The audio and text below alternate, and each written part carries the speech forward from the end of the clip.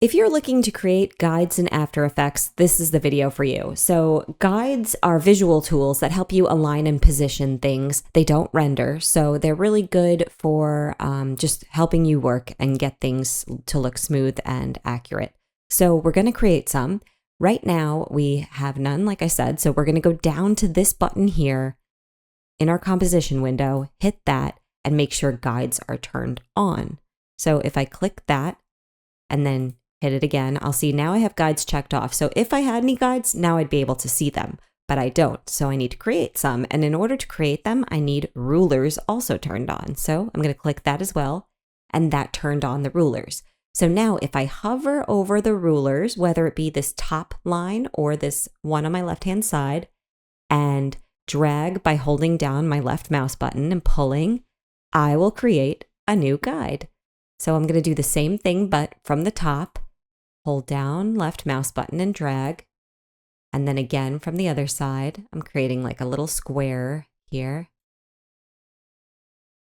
Cool. So now I have some guides and they look good.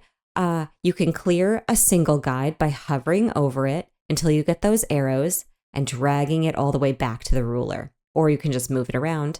You don't necessarily have to get rid of it. You can just drag it. Just make sure that you get that double arrow in order to move it. And now if you want to clear all of them at once, you can do that by going to View, Clear Guides, and now they're all gone. And if I don't want to see the ruler anymore, I can do the uncheck and I won't see the ruler.